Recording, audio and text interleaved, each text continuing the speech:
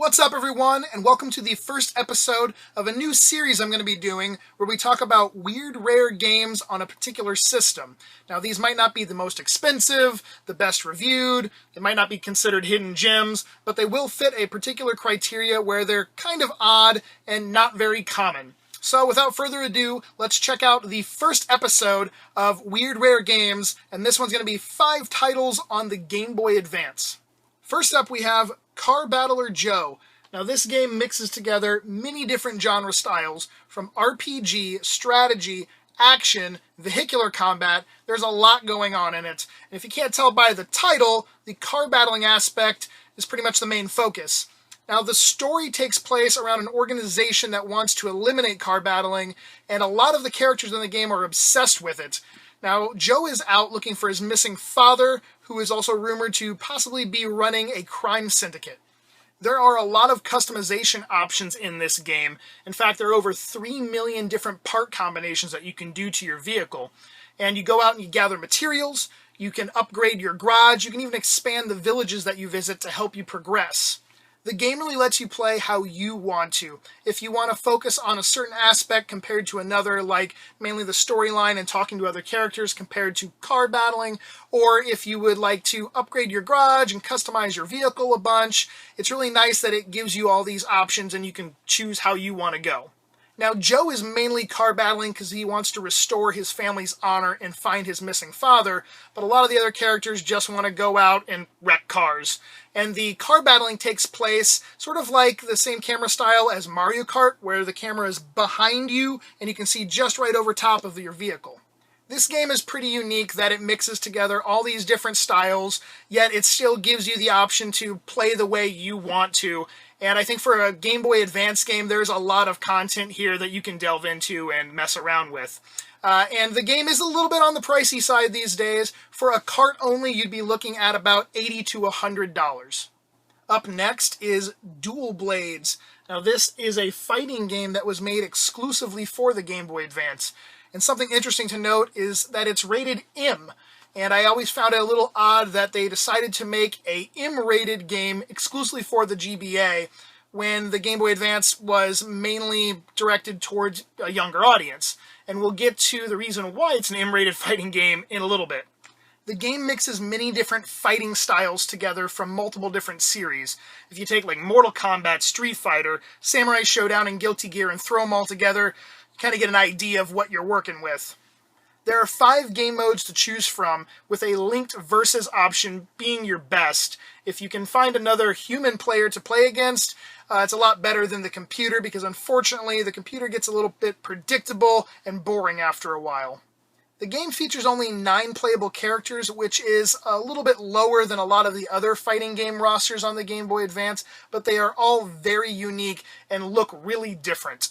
It's really easy to jump into this fighting game. A lot of fighters sometimes take multiple hours for you to really learn like the ins and the outs of the battle system. This one, though, after a handful of battles, you can really get a feel for it, and it's a good beginner-level fighting game.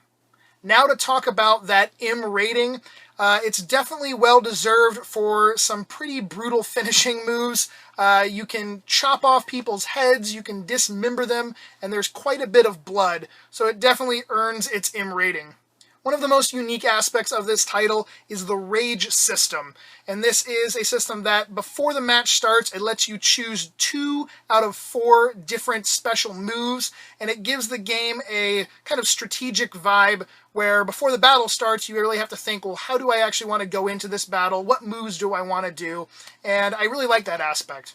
Even though it does have some flaws, like its small character roster, or the fact that the computer player gets a little bit predictable after a while, it's still worth checking out if you're looking for that entry-level fighting game, or just one that mixes many different styles from other series together. And the fact that there's not a whole lot of fighting games on the Game Boy Advance in general, you should probably just check it out if you're into fighting games.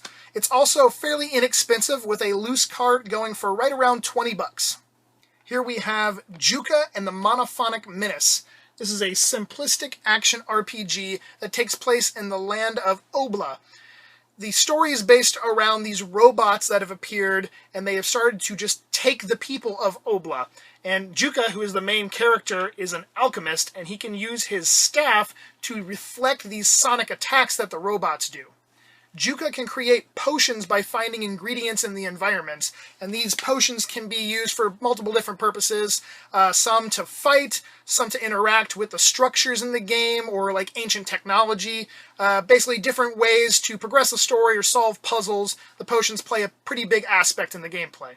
For a pretty simplistic RPG, it actually has some very detailed graphics. There's a lot of little touches on the characters. Everything has motion or movement. Even like little animals like gophers in the ground will pop up and you can see like expressions on their face. So it's a pretty game to play and look at.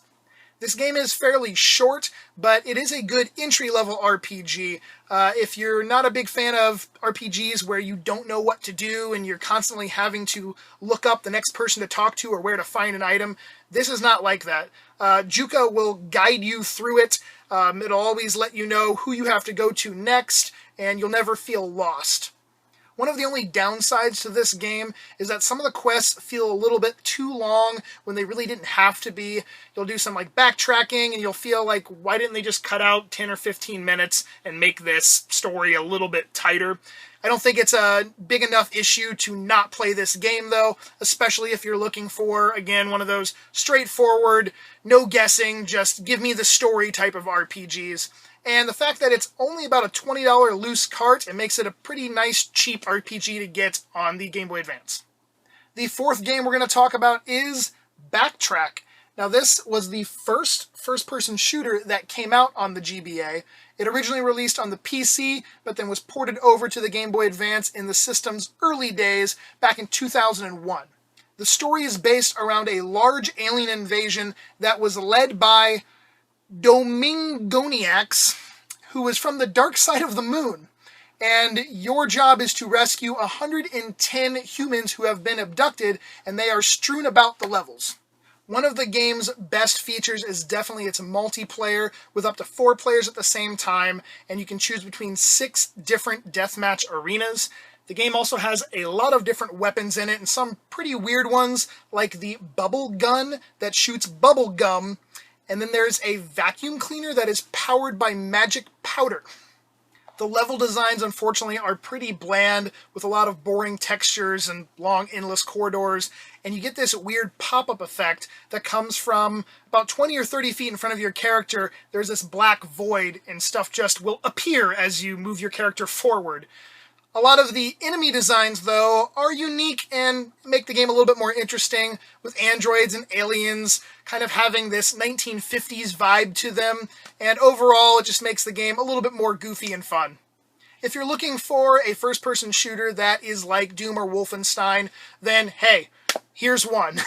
It's not the best, but I don't think it's the worst. It is about a $30 cart only right now, so it's kind of on that verge of maybe being just a little bit too pricey for it not being that fantastic.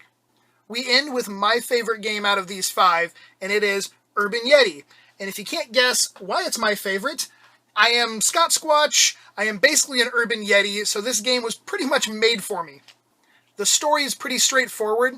You have to help the Yeti find a mate. So you're helping Yeti get some Bigfoot booty, and it's your job to guide him through his journey throughout the city. You get to explore 4 different locations, and you're doing a lot of completing tasks. Basically, find this item, which will let you cross this bridge to find the next item that'll let you go to this other area. I find it interesting that they say the game features real motion captured Yeti. I can only imagine that they got some tall guy to dress up in a gorilla suit and do a bunch of goofy moves in front of a green screen. Or maybe they actually found a Yeti and they put him in the game. That would be cool too. You have a couple different options of how you can play the game. You can either be destructive and just rampage through the city, or you can be more stealth and try to hide from people. There are a few issues that can pop up every once in a while, like if there's multiple characters on the screen at the same time, it can get a bit choppy. Also, there's some control problems every once in a while with collision detection, but I don't think any of these issues are enough to make this game unplayable by any means. Absolutely the best feature of this game is its mini-games, and I'm going to read directly off the back of the box what these are. 4 unique mini-games: play a round of Yeti Frisbee, manage the local Yeti Kingdom of Eats restaurant, float down the lazy sewer river of fun, and catch poultry to impress your prospective mate. I think it's awesome that some of these minigames are based off of classic older titles like Tubin, and it really helps solidify this as just a fun, goofy, really unique experience. And come on, how many games are even based on Bigfoot? I can only think of this one off the top of my head, so definitely give it a try. It's a little pricey. A cart only goes for right around $60 right now, but I definitely recommend it. And come on, you gotta help the Yeti find his mate. Thank you all for watching. I hope you enjoyed this first episode of Weird Rare Games.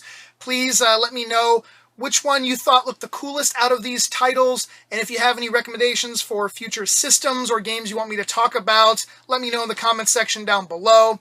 As always, subscribe, comment, give the video a thumbs up, hit the notification bell, and give me a high five. There we go.